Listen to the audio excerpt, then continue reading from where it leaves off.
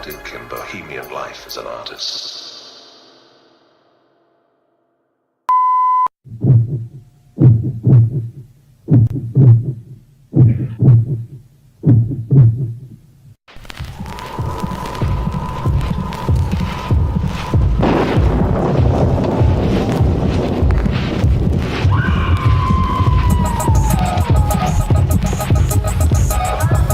Under 17 not admitted without parents or guardian.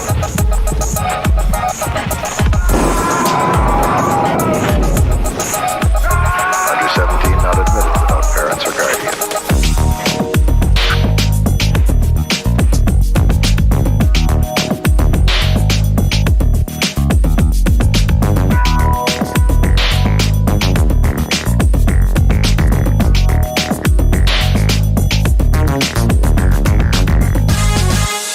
Under 17 not admitted without parents or guardian. Shake that arm, shake that too. I said to shake because our team is ready. I said to shake. Some girls have it, and some girls don't. Some girls do it, and some girls won't. Forget it. Crown International Pictures presents the Pom Pom Girls. Can you ever forget the girls who really turned you on? You got one? Maybe. Sally, the kind of girl who always make out.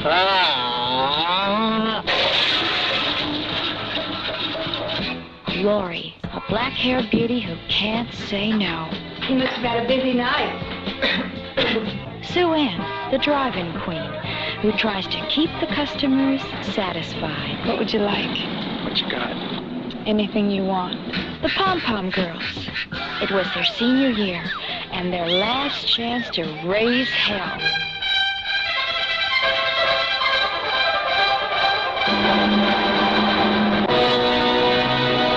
It's funny. Guys are crazy.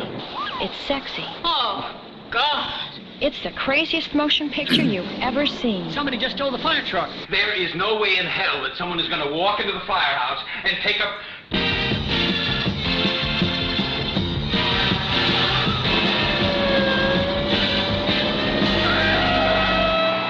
I was not involved, but I have reason to believe it was the work of left-handed speed-snorting bikers riding down the coast looking for spills, thrills, and fire trucks. Now, I cannot be 100% sure. Sir!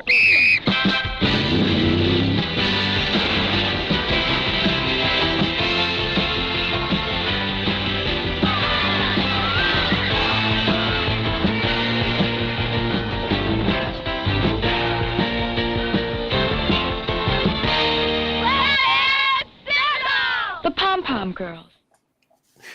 Good evening, fans of fantastic films, and welcome to this week's Drive-In Asylum double feature. We've got a great, exciting guest star on tonight's program, Jennifer Ashley. And thank you so much for being here. Hi, it's good to be here. Thank you. Thanks for having me. We're so excited to have you here because you've been in so many of the movies that we've shown already, and we're going to show 2 of your movies tonight. So. Oh, that's great. Yeah. I'm glad you like them. Oh, man, I like them. That's mild. So we're super excited to talk about them, and so glad that you're here and as our chat room here. So, Bill, you want to start us off? Well, you know, the movie that we're showing first is the Pom Pom Girls, which, of course, had a very exciting theatrical release, especially in France, I hear. Yeah. It was called La Chemin Basket in French. Yes. Which means like give up your shoes, give up your sneakers. Give up your sneakers. Yeah. They loved it because it was so Americana, you know, they loved it. Oh my God. I was trying to wrap my head around that. It's like that had to have been the greatest. I mean, even in the United States, it was showing something that everybody was familiar with, but to other countries, like that must have been really kind of exciting. I think it was really exciting. I went to the Cannes Film Festival, and like the people from La Chemin Basket brought me over, and I went. There was like a couple movies I was in there, and I couldn't walk down the street. It was insane. And you know, back then, I don't know, there weren't like as much paparazzi, but there were plenty. I think the French are like with that crazy with all the paparazzi and people in movies. They just love it. I did a lot of press for it, in whatever I could understand with the broken English, but it was really a lot of fun. I went to great restaurants. Food, they're so good. It was really a lot of fun. I got a lot of support. And it outgrows Star Wars in that country. Yes, it did. It did. It was so popular. Who knew, right? You never know. You never know with a movie. It was like so low budget. I think it was $1 million back then. Pom Pom Girls was about $1 million in the late 70s. So, and it made so much. I think 40 million, like immediately, right? It's like $40 million from $1 million. And back then that was a lot. Now a movie makes 40 million. It's like it goes away.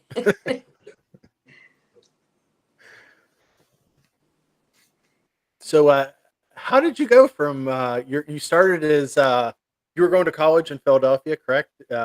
Yes, I went to Philadelphia College of Textiles and Science. I always loved being an actress, though. Like I've been in plays. Like I always wanted to be on the stage. Overnight camp, and then junior high school. I always did plays. There was something like I liked the smell of the stage. Like that funky, dusty smell of a stage. I don't know what. But probably I did something in my last life or something. But it was something that I really liked to do. And when I was really little, they would say, "Oh, what do you want to be when you grow up?" I go, "A model and a movie star." I was all in my dreams, but I was in Philadelphia, so it was like way far out of my dreams. I mean, how am I going to get here? It wasn't even. It was just almost like serendipitous how I got here, and it went from being in San Francisco. I had a job at Columbia Records, and American Zoetrope was upstairs, and that's how I met Francis Coppola. But I was walking down the street and someone looked at me and said, "You should be in pictures." I mean, just like, like they, at the, what is the drugstore they used to, back in the old times where they used to discover movie stars. What was it? It was like on Sunset Boulevard, that drugstore. So it was like almost like for me, and I just went for it. It was somebody that was trying to recruit people, a photographer for his workshop too, because he did TV commercials. And it was so funny because Joanna Cassidy was in the same group of people. She was ahead of me a couple years, and Tim Brown, one of the he was in there too. He was a football player at back. So he was in there, maybe a couple other people, I don't know, but I remember Joanna very well. We became really good friends. And then she went off to LA, and they were teaching us how to become actors. So I did workshops. I found agents in San Francisco. I started doing print work. I did a couple TV commercials. So I got into this Screen Actors Guild, and they said you have to move to LA. So at that time, when I was married to, that was my ex-husband, we moved to LA for me, right? He was a doctor. I mean, he was just started out practicing, and we moved to LA for me. And I had such, bravery. I remember wearing this short shorts and a tank top, and I had all my pictures. I walked into Cunningham and Associates. They were like the biggest commercial agent, and nobody was in the front desk. I walked back, and they signed me to do commercials. So I started doing a lot of commercials. And then how I ended up in Jack Gilardi's office at ICM, I don't even remember, but I went to him, and then from one thing led to another. I found another agent, a small agent, because they said start with a small agent, don't go with a big agent. So I got a small agent who put me in all these like little movies, like low budget films in the beginning. And eventually I did go with Jack Gilardi. So But when I went, well, it was Goldstein and Shapiro when I was with Pom Pom Girls. And I remember they sent me on the audition, and I was a cheerleader in high school. So I was perfect for this part. I was a virgin, I was a teenager, I lived with my parents, and I was pretty naive. And that was Lori in the movie. And she always liked the cute football players. This is me back in high school. Same girl. We lived in the suburbs. It was so funny. My mom, she died a couple years ago, but she's English. And when she saw the movie, because the lady who played my mother was some kind of like a weird kind of suburban woman with a weird voice. And my mom said, "That's not me." You know, it was funny. But yeah, it was that was really a lot of fun, and the cast was just the perfect chemistry. Everybody got along. We all hung out for months afterwards. We hung out in between shoots. Joe Rubin was always at my house. Bobby Carradine lived down the street, and we always had parties in between everything. It was just a really big success, and the screening was in Westwood at that theater where they had Titanic. It was like right there in Westwood Village where they have all the premieres. And there was a line of people to get in. I remember my whole acting class came there to support me.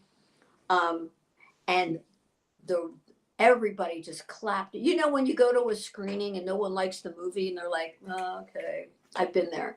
This one, the opposite. Everybody was cheering and happy. And I bet. yeah. And then that's when I was approached by the towing Mara, who saw me in Pom Pom Girls. I don't know if there was a few screenings by then. I don't remember, but one of them, she approached me and said, we're doing a movie called Towing, and you'd be perfect for the character Jean. So I think that's when I switched to ICM, and they made the deal for me. And Tintorera was an ICM thing too. They put me with Susan George and Fiona Lewis. It was like an ICM package, a Jack Gilardi package. That's what they used to do. They used to package us with different movies. Towing is just blew my mind when we talked earlier in the week and you told me about it, because I had never seen it. I'd seen the title, but I never actually saw that movie, and there it was on Tubi. So I watched it and I was like, wow, this is like sort of a genre in and of itself, like especially the Pom Pom Girls when you say it's the same genre as American Graffiti and those types of coming of age films, I guess. Yeah. Towing was very interesting. It was filmed in Chicago, and Mara directed the script, and she was the director, and we improvised a lot because we worked with the Second City Comedy Group, who was just so talented. I remember going to see them like, oh my God, these people are just the best. So they were all in the movie. Joe Montana, the sweetest guy in the whole world. And we did a lot of improvising. There's a scene, I don't know if you remember, in the soda shop, and I'm trying to distract the guy. Yeah. So Bobby DeCicco can rob the store. And so that whole thing was made up. That was all improvised. Yeah, it really did seem it was almost like an episodic thing. It wasn't. It's very loosely plotted.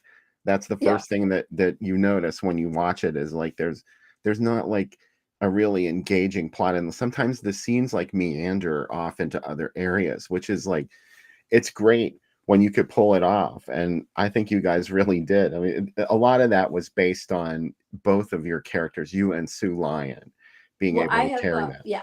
I have some trivia about Gene Siskel and Roger Ebert.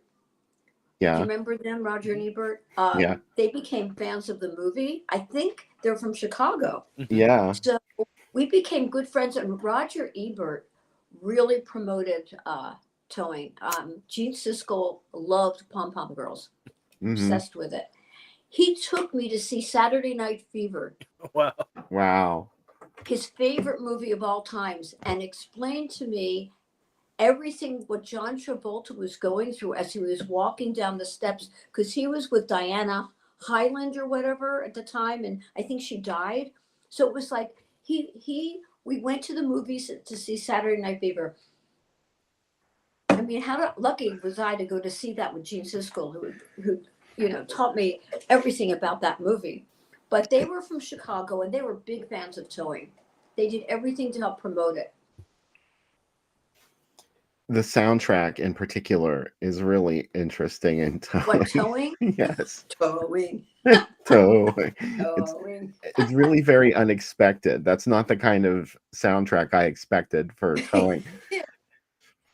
And it was all about getting this tow company who were illegally towing everybody's cars in the area. And like the first thing in the movie is this angry scene in the office, and everyone's pissed at this dude because they have to pay $60 to get their car back. $60 cash, yeah. And it's like, you don't realize it at the time, but that's the catalyst for everything else that happens in the movie, because the people that were there like become involved with one another. And Joe Mantegna, by the way, is the other lead on that. I very stupidly couldn't place his face to his name earlier in the week. Now I know. Yeah, Joe Montana. He's like he became really famous he was on a TV show. I think a really nice guy. He worked with us. He was so nice. I don't think he was famous, but not that famous yet. He was Joey Zasso in Godfather 3. Yep. Oh, that's right. Yeah, he's from Chicago too. It looked like a scary place in towing. It was something else. Yeah, we spent a lot of time. They had a lot of the time, like I guess in Chicago, people go bar hopping. So we were in a lot of different bars, bar hopping in the movie. Pretty sure I know it's a long time ago, but I really enjoyed it. And then every time I had to go back to Chicago to do like voiceovers or whatever, I just couldn't wait to get back there. Sam, I'm sorry, I was like kind of dominating the oh no, I'm just go ahead, Sam. I'm fascinated. I'm fascinated. You have some smaller parts in some movies I really love. You're in Terror Circus as one of the Flower Girls. Oh yeah. And we showed that on the show, and that's a favorite of our audience. What was it like? That's a really early movie in your career. I was with Rita Chandler at the time as an agent, and she just handed me the script. You're going to do this movie. I'm like, okay, I have to start somewhere. And oh my God, that was a nightmare. But Alan Rudolph was the director. Mm-hmm. He was, oh God, I forget his name. Anyway, he was a good director, and he was protege of a very famous director. Anyway, he learned skills. I had to play like this deaf girl that turned into a deer, okay? And have chains around me, and they were feeding me like canned beef. It was disgusting. Dinty Moore? Yeah. Yeah, it was disgusting. But he took me into his trailer, and he says, let's talk about your character. I mean, you would think in like a horror movie where a girl is deaf and turning into a deer. You know what I mean? Yeah. I have some kind of character. So that's what we did. It's like I was lucky to work with him. And one night, I remember that was low budget too. We had to drive ourselves to the set, and it was way out there, like in the desert, right? On the way back, I was driving. There was a torrential rainstorm, and my windshield wipers stopped working. Oh.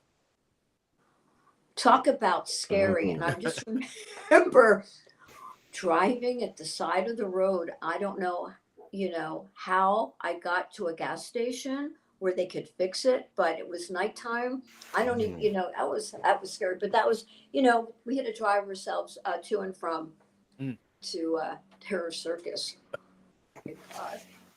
How many days did you work on that? Huh? Do you remember how many days you worked on that? Probably a month. probably a month. Wow. Andrew Prine was in it. Forget who else. There was a a girl that was in it that was, it was there were these diet candies called AIDS. Mhm. Because I Yeah, I don't know if you remember remember those. Yep. diet chocolate candies called. She was addicted to those, and she kept eating these. The things that you remember, and it was during that time. Oh my God! But I'll tell you the worst. I don't eat meat, and they were feeding me a Dinty Moore cold beef and carrots out of a can. So disgusting. Ew. But you had to like be disgusted. Got it like chains around me, and I was just like. They gave But you it the was the worst beginning. kind of meat. Yeah, ugh. Yeah, but it was the beginning. You have to start somewhere, right? So I took a lot of roles in the beginning because I wanted to just work. Yeah. You worked Yeah, with you're in Andrew Prine again on the Centerfold Girls. Yeah, yeah. What was he like? That was another one. I said, okay, I'll do it. What can you It's tell so us funny. about Andrew Prine? Like, what was he like on the set? Andrew, he was just a nice guy. He just very helpful. Really, he was not full of himself. He was very helpful. He told me I had good instincts as an actress, and he was just there. He to them was a big star in the movie. So, but he did show up, and he was there every day and acted like a professional, like any actor should act like a professional. Yeah. I've been on set where actors were not professional. In that movie, the subject matter was a little sleazy, so it's nice to Yeah. hear that it was Oh, professional yeah. on set. It was very professional. I was, oof. Yeah. Yeah, the worst part is me having to like disrobe a little bit. It was very, very uncomfortable. I didn't like it, but I did it. I think now that's nothing compared to what goes on in movies when people disrobe, right? This is nothing. It was playful, we Yeah, it watched the was. Centerfold Girls on the show, and there was nothing Yeah. like terrible happening when you did the No, nude it was scene. fun. I mean, I enjoyed it. I'm glad I got to work on it. Thomas in the chat asked, "Is it true Andrew Prine directed a few scenes in Terror Circus?" From Centerfold Girls?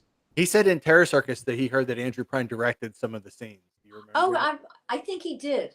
Yeah, Okay. I think he did. I'm trying to remember, but it was mostly oh, I know what it was. They had the producer do it in the beginning. Cormier, I think it was a producer. And then they brought in the other guy, and then he was there, and then yeah, he came in to save the day. Ah. Because you don't get the producer who's probably never directed before to do a movie, right? He probably wanted to, he put his money in, and he goes, "Oh, I'll direct it too." It's a little harder than some people think. Yeah, yeah. What was it like being in Phantom of the Paradise? That's one of my favorite movies. Well, that was good because I got to meet Brian De Palma. Mhm. Gino Havens was the casting director, and he just brought me in. I said I just wanted to be in that movie, so he just brought me in with Brian De Palma, and I played a groupie. That was it. We were on that waterbed. Yeah. And oh, my parents walked out. Oh my God. You probably felt better Yeah. about that anyway. Yeah. But that was fun. And Paul Williams was really nice. Another nice guy. I love that scene because it's such a great intro for him because they've hyped him up, and then when you finally do see him, it's like, oh wow, he's such a diminutive person to be surrounded by all these beautiful women. It's very, very exciting when it happens. Brian De Palma I liked him. I wanted to work with Brian De Palma. Yeah. There you go. There's some really good directors out there. He's one of we talk about him on the show a lot. He's one of my favorite directors ever. Yeah. So it's especially that movie is filled with so much stuff. It gets nuts after with the multiple screens are happening at the same time. I just love Phantom so much. And I still get residuals from that. oh really? Wow. It was like $1, $2. Strangely, it was really big in Vancouver. Like the city of Vancouver has special events for it and stuff.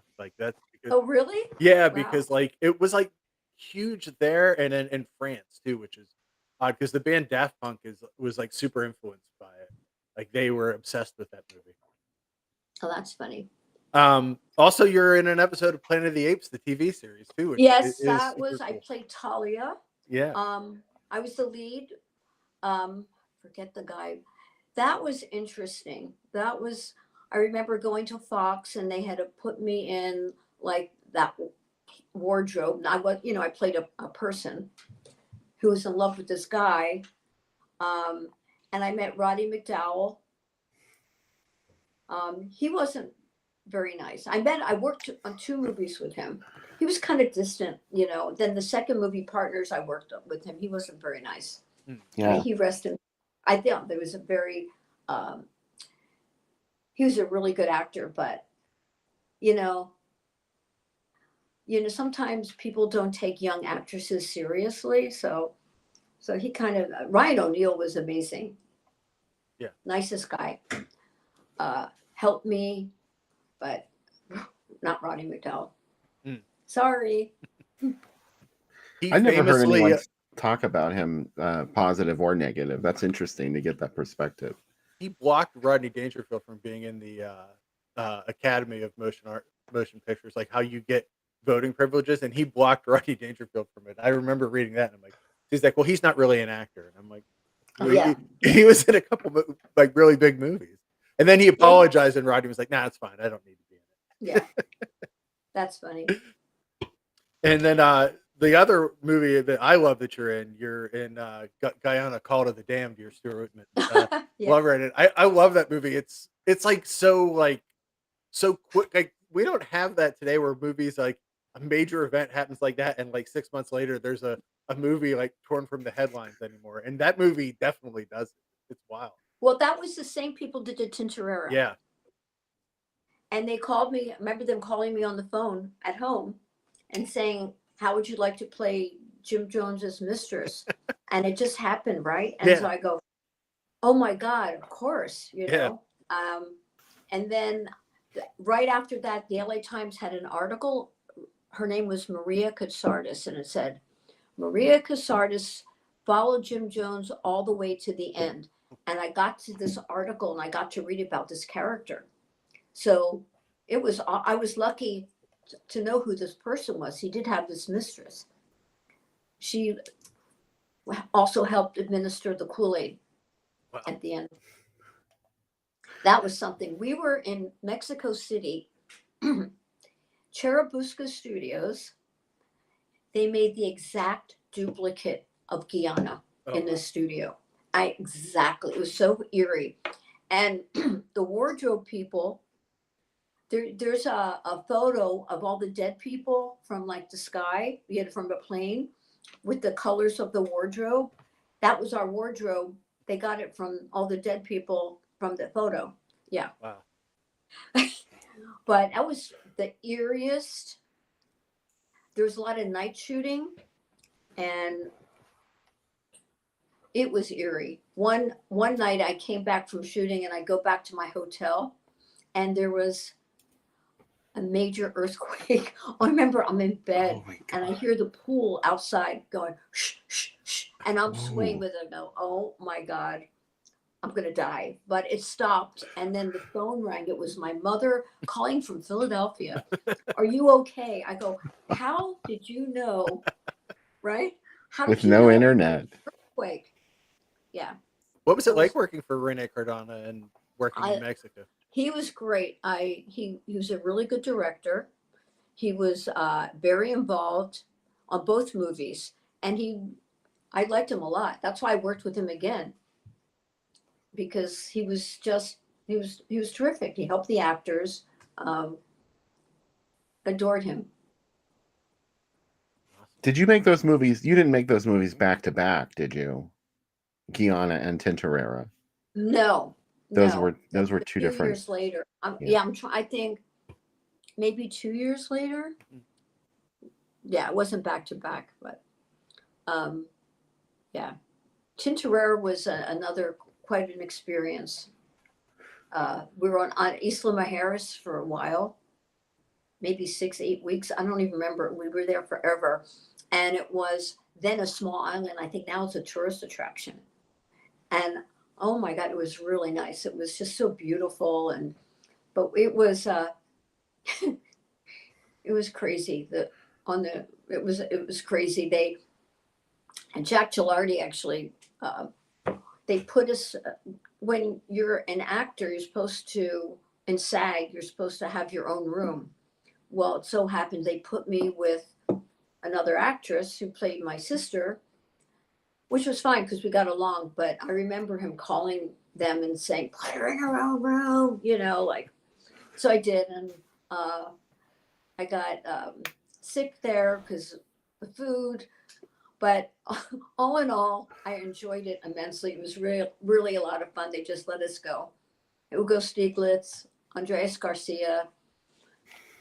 I got to learn all about the Mexican people. They're so lovely. They happy. They like to sing. We were. Oh, I remember too. We were filming outside and on the beach, and I was wearing a cover, and I got probably about 80 mosquito bites on my butt. Oh I no. mean, yeah. Right. Oh, that wasn't fun. But we were driving. Our van or whatever got stuck in some kind of mud, and we were like stuck there for a while. So the crew came out with guitars and they started singing. And it was like, all right, let's just have fun. Wow. Yeah. That's kind of like, I don't know. Would you think? What am I trying to say about Tintorera? How was that presented to you? Like, like when they sent you there, like, were they like, oh, because it's a Jaws cash in, which, when we say these things, by the way, that they're sleazy and a cash in, that means we love it. Yeah. That's the reason it's one of our favorite films. It was one of those packages. Gerald Green was a producer. He wanted me in the movie. So they put like Susan George, me, Fiona Lewis, and then they just packaged us and sent us off there. And there's a plane, we had to get there by boat. So I don't know what it's like now. I have no idea. And we actually went to Cancun. It was being built at that time. Oh, wow. But yeah, I wanted to do it. It was like I wanted to work. And I figured if Jack Gilardi wanted me to do the movie, then I'll do it, And then I'm thinking something can come from that. Because you don't never know who you meet. So what came from that was Guyana. Mm-hmm. There's a couple of them. There's a couple other Americans in the cast too. Priscilla Barnes is in that. Oh, right. Yeah, Priscilla. Yeah, she had a small part in that. She was lovely, nice girl. Then what did she get? Three's Company? Yeah. Yeah. Yeah, she took over for Suzanne Summers. Yeah. As Chrissy in the. Yeah, so she was in that too. Yeah. Laura Lyons, who was I don't know if you remember from Playboy magazine. Mm-hmm. She played my sister. We became really good friends. Yeah, I haven't seen really anybody. I see Laura every now and then, but that's about it. Fiona Lewis and I are like friends on Facebook. Oh, wow. That's one of my favorite things about Tintorera is your character comes back. As they introduce you, you kind of like are among the first people that Hugo and Andres like put the make on at the beginning, and then they have their threesome with Susan George for a portion of the film, and then they're back partying with you and your girlfriend. Crazy, huh? That's what we like about that movie. It's like, because when you explain to someone, you're like, it's kind of Jaws, but it's really about like the makeout of like all these guys and their dating history, just as much as it is about sharks. It's about having fun on the boat, and then people get eaten up by sharks. Yeah, exactly. That's what I love about it, because it's like so different than any other Jaws movie that came out at the time, or shark movies. Yeah, at the time. You're in this. Yeah, have fun, party on the boat, and then they just rolled the cameras. It's funny. You're in the scariest scene in the movie, which is probably one of the scariest scenes I've ever seen in a movie like this, where there's a live shark in the water with you. They edited that, of course. Okay. But from what I remember, and I don't know I'm not liable for this, but from what I remember, one of the producers told me that they used bodies from the morgue and threw them in the water and the sharks ate them. Oh wow. That's how they got the footage. Yeah. Oh, Yeah, it's pretty gross. I'm like, okay, unless that's a lie. I don't think so. I'm like, I hope not. There's donating your well, body to science, and then there's donating your body to be in a shark movie. well, back then Mexico was a little bit different. It was a little different. I remember there was a director named Pedro. I don't know, a famous Mexican. He shot an actor on the set and didn't go to jail. Wow. So stuff like that would happen there. Ooh. But I'm sure it's different now, but this is like years ago. So maybe they did stuff that was, a little different back then. Wow. What was it like working with Norman J. Warren for Inseminoid? Oh, well, he was lovely. Yeah. What happened after a lot of this, I decided to go with an agent. I'll tell you, Jack Gilardi was so mad at me, but I was going I said, I need an agent who's in Europe. I don't know why I was thinking that. And I went with Robert Husson, and he put me in, it was also, I didn't have to read for it, thank God. Mhm. I don't like reading for movies. I just like being put in there. They should just trust me, right? So we did Inseminoid, and I'm half English. So I go, oh my God, I get to work in London for 6 weeks. How fun, right?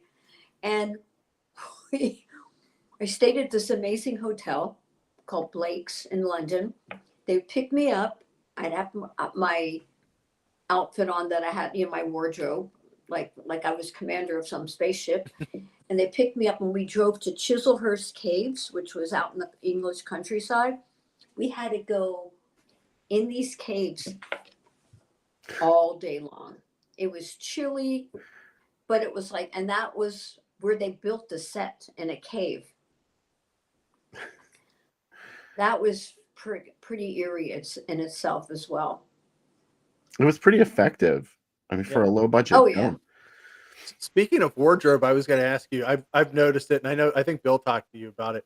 You have the same Boy Scout shirt that you wear in Tintuera, and you also wear it in the Pom Pom Girls. So was that you bring your own? Yeah. Oh my God, that's funny. I remember that Boy Scout shirt. Yeah, I remember seeing it, and I was like, "Is that?" And then I felt like the creepiest fan when I saw it. I'm like, "That's the same outfit from Pom Pom Girls." But yeah, it's like, we always wonder, how did people get these outfits for some of these movies? Well, Pom Pom Girls, I like clothes, so they came into the closet and picked my wardrobe out from my own clothes. Oh wow. So that's that. And with Tintorera, I wear my own clothes, wear my own bathing. It's like they do have wardrobe people, but if they like your stuff better, they'll use yours. Yeah. With Inseminoid, I had to wear their stuff. Yeah. Because that was not my style. In the future. The future. But that's funny. Linda Ronstadt was famous at the time. Well, she used to wear those Boy Scout shirts too, when she would perform. It was big at the time. I think it's probably back again. Yeah. And the other movie that I really enjoy you in is Chained Heat. I love that movie. And yeah. What was that? That just seems like it's such a movie that's like way better than it should be. Do you know what I mean? Like it's like it's really funny in parts too. Well, let's see. I was going through a divorce, and I went in to read for Grinder, and he said to me, plus, I've been going to acting class. It's like I never stopped, right? You have to continue working on your craft. So he says, pretend you're in a jail and you can't get out. And how would you react? Well, I went crazy. I got the part. He was smoking a cigar and he goes, "You got the part." Yeah. So I got a Grinder, and then we had to get a transvestite lady to play one of the characters in there because I had to take off the wig and pound it on her head. So we went to La Cajo Fall, which back then in LA was a supper club with, with guys that dressed up, and, it was it was really a lot of fun. And this guy who played Julie Andrews at La Cajo Fall became the person that I beat up his name was, I think, Kelly or whatever, but Julie Andrews, the one who played Julie Andrews in La Cajo Fall in the supper club, got hired for Chain Heat because of me. I picked her out, and we became good friends. Oh, that's awesome. Yeah, that was really fun. I enjoyed that. So I had to I don't know if you remember at Chain Heat where I'm pounding I took the wig off and started pounding. Oh my God. My hair was out to here. It was also my own clothes. And we worked in a defunct prison. So that was also eerie. They found a prison that nobody was in. Oh, it smelled horrible. Oh. But that's where we worked. And then Linda Blair and I became friends. She was dating Rick James at the time. Oh, wow. Are you still in touch with her? No, we were in touch, but I haven't. I mean, if I would see her or talk to her, we'd be like friends. She was awesome. Yeah. Sybil Danning was in it. Stella Stevens, from what I remember. Yeah, it's I've watched it probably too many times. I've watched it so many times. I enjoy that movie a lot. So I'm excited to hear some of the stuff about it. I have to admit, though, I hadn't seen the Pom Pom Girls in a long time. So I went back and I watched that this week, too. And I'm into that movie. It's like Dazed and Confused, except set in the 70s. It's like the real Dazed and Confused, which I know Dazed and Confused was sort of emulating that whole genre. But wow, I was and the print on Tubi is all scratched. It's just like you're watching it at a drive-in. Oh, when I was driving that Mustang and I almost ran somebody over, that was real.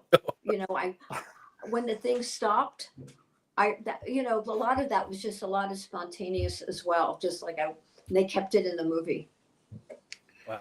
I love it too, because it feels very innocent compared to some of the other cheerleader style movies that came out in the 80s. Oh yeah. And 70s. That's what I like about it. It was very well done. I was a cheerleader. It took me no time to learn shake, that Did whole you thing. Did you help the other girls with the routine? Yeah. Yeah. It was just so easy for me. Because when you're a cheerleader, it's a certain kind of thing you do, The movie came out in March 1976, which was, I found this ad for a sneak preview. And they don't tell you in this ad that you're going to see the Pom Pom Girls, but then another part of the newspaper gave it away. There it is. It's a sneak preview. Let me see. Oh, God, yep. They had that also in the TV time. Any time I saw that, I cut it out because they had it in the LA Times, TV Times, oh my God, Pom Pom Girls. Yeah. And I think it was they even put it on Channel 5 at one time. I hope you're still getting residuals from that. No, I got screwed out of that for some reason. No, not.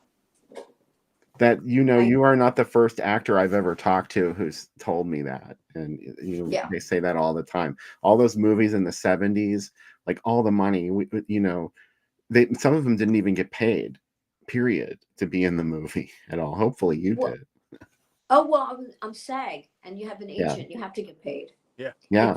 If you do non-union movies, maybe that's the case, but SAG is very protective. I remember contacting them why I never got all these residuals. I think in the beginning I did, and they said something that it wasn't in the contract. I don't know. It was just, like that. So I just let it go. This one, this has an interesting tagline in it. It says it's the American Graffiti of the 70s, Right. as if American Graffiti wasn't in the 70s too. I mean, it was just a couple It years ago. was. That was the first thing I auditioned for. Oh, really? I trying to remember. Well, I met Francis Coppola because I worked downstairs at Columbia Records, and I screen tested for the director of American Graffiti. They really liked it, but I wasn't experienced. I never did a movie before. Mhm. So, but I got, was it Partners? Not Partners. Your 3 minutes are up. That's the same casting people put me in another movie. Your 3 minutes are up, which I had a small part, but it was good. Bo Bridges and Ron Liebman. I think that's a B feature in one of the ads that I'm gonna show. Your 3 minutes are up. So it was a Yeah. Jennifer Ashley double feature. Oh, it's funny. I had a small part in that, but they were really nice. I liked them a lot. So And Partners, yeah. Ryan O'Neal. I played a secretary because I was once a secretary for a minute, and I remember sitting too long. I hate, like, I'm more active, but I remember sitting. I'm like, you have to like go back and think, what was it like to be a secretary? But that was, I really enjoyed that. I enjoyed doing that. Except Roddy McDowell wasn't very nice, but Ryan O'Neal was. I think I've heard people who didn't like working with Ryan O'Neal too. So, or he had kind of a reputation for a while there anyway of being temperamental. So, Well, he was good to me, so. I'm glad you had that experience with him. Yeah. Here's the Pom Pom Girls in Pittsburgh. Oh, wow. From 1976, September of 1976, by the time it came here. Yeah. Wow. That's crazy. And I have a drive-in lineup all too. over the place. Oh, and then Towing was double feature with, it was in the drive-ins with the Outsiders, or there was some movie it was a double feature with. I don't know if it was Outsiders or something like that. But I remember being in like the drive-in. Oh, someone in the chat, Thomas Ellison, asked what your memories of Cheryl Rainbow Smith were from Pom Pom Girls. We liked Rainbow. She had a daughter. I think she had a daughter, baby at that time, or a daughter, a small child. But I think she died, right? Rainbow died. She was great. We were all friends. She kind of, I guess after the movie, we didn't see much of her, but she was really nice. I liked her a lot. We were friends. But I know she died. I don't know what. But I still remember the blonde hair and how sweet she was. Lisa Reeves became a good friend. But that's all I can say about Rainbow. Because she wasn't in it that much. Was, not like Lisa Reeves was. But she was in it like part of the time. So we got to know her. Like Susan Player, I got to know more. And she was with Al Jarreau at the time. Oh, wow. And I never heard of him, right? And because, I never knew jazz. I rock and roll, and that was it. So Al Jarreau would come to the set and to see Susan. The nicest guy. I'm saying everyone's nice. He was just lovely. And then we got to see them afterwards at some point. Like they come to my house or, yeah. And he became a huge star after that too. So yeah. Huh? And then she was a huge star. Al Jarreau was huge. Yeah. Yeah. Yeah. Yep. Ryan, we talked about Phantom of the Paradise already, and that was you said you loved working with Brian De Palma. That you wanted to work with Brian. It was a couple day part, but you know what? The Man Who Loved Women. I don't know if you remember that. I played Burt Reynolds' mother when he was 6, and she was a hooker. So I had I worked with Blake Edwards. Oh wow. It was pretty, and Julie Andrews' masseuse was on the set. Get the masseuse. Oh, look at the puppy. Vivi wanted to come say hi to Jennifer Ashley. Hi, I love dogs. I saw Hi. on your Instagram you had some that looked a little like Viv. I have 2 dogs. Yeah, Tank and Candy. Tank. Yeah, I know he's eating food like crumbs off the floor. Whatever. So yeah, so I have also, I used their wardrobe for The Men Who Love Women, but when I dressed up, I had like this 40s outfit, and I just dressed the part. I remember getting the part like right away. But she was a hooker mom, and then there's a scene where I'm in a bathtub looking at my son. It was kind of like, what's she thinking? And it was very weird. But Blake Edwards just told me to do my thing. He didn't say do this, do that, do this. He just do your thing. He says, that's why we hired you. Just do your thing. Wow. Unlike Alan Rudolph wanting to do a character from a girl that turns into a deer. So, Do you like improvising? Do you prefer that? Or I love improvising.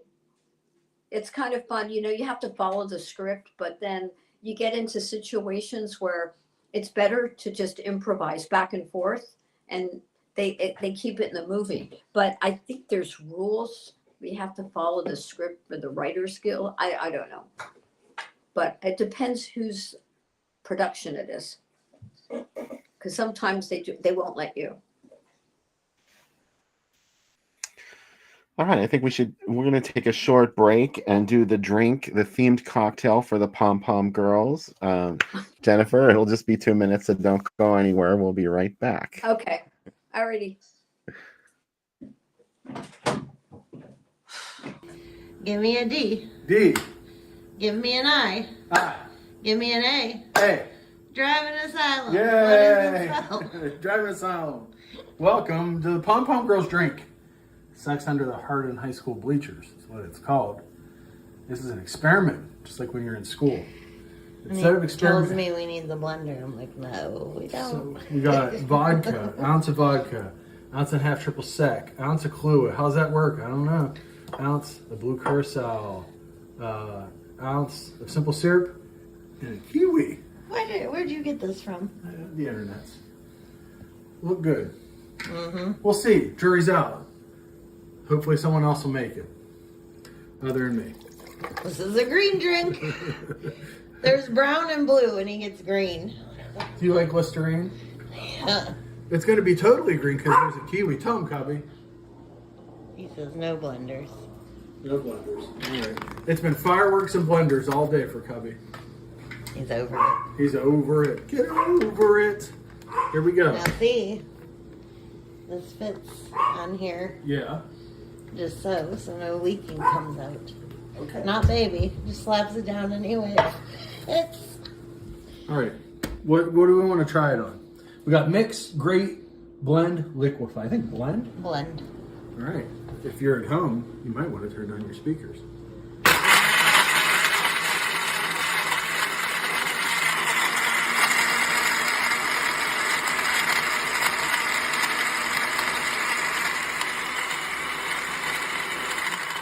I think this is the closest I've gotten to Pazuzu on one of the drinks. This is totally Pazuzu. I feel like your mother watches Pom Pom Girls in Hell. That's what I'd be saying. Look at that. Oh, it's a smoothie. It's a smoothie. All right, full. All right, Pazuzu. There It's we like go. a health shake. This is a wild taste. You just made a face. Good taste. You made a face on camera. No, good taste because it's weird. I like it, but it's like It imagine. looks like the stuff in Prince of Darkness. Yeah, imagine kiwi and chocolate together. It's a complex. Probably taste. not good. It's good. It's a complex taste. Maybe not everybody's ready for. Maybe I'm not ready for it, but I like it. All right, Zuzu, let's get to the movie. Pazuzu Pazuzu. to all of you. And thank you so much to Jennifer Ashley for being on the program tonight. It has been a joy talking to you about these fantastic films from the 70s and Another 80s. doggy. Yeah, this is Yeah. Tubby.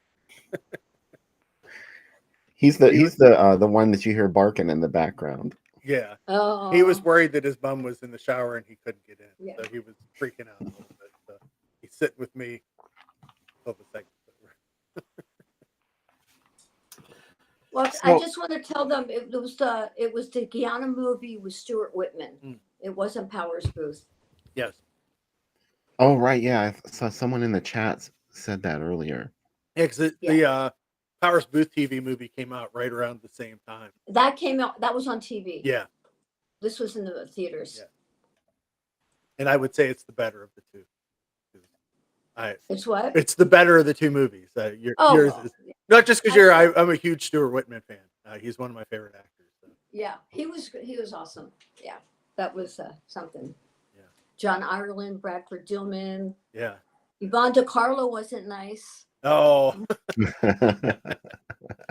That doesn't surprise. No, she wasn't nice.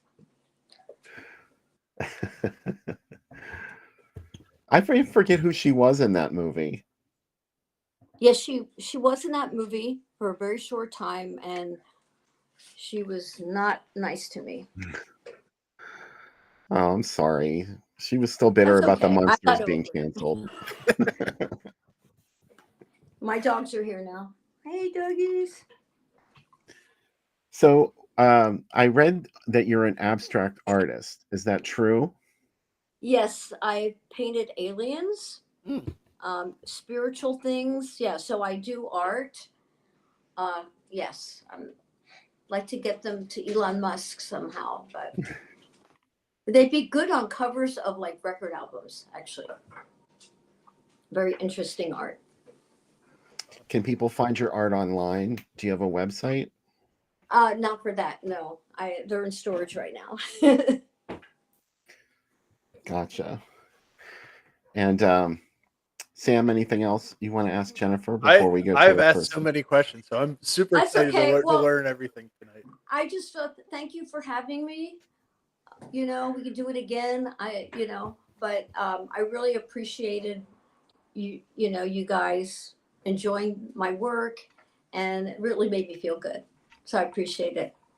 And I think everybody out here is excited because we're going to watch 2 of the movies tonight. So Okay, we're awesome. going to watch Pom Pom Girls and Tintoretto tonight. So Yeah. we'll get to appreciate your work in these. And now knowing some of the behind the scenes stories, it's going to be a lot different Okay. watching. All right, thank you. The Pom Pom Girls is streaming live on Tubi. And Ooh. so you can watch that at the end of the countdown, start the movie, and then we'll be back afterwards. Jennifer won't be back, but Sam and I will be back, and we'll have lots more to say about Pom Pom Thank Girls. you. You guys stay in touch. Definitely. We definitely will. We're going to get you back on the program again somehow. Okay, I'd love it. Okay. All right. Have a good evening. Bye-bye.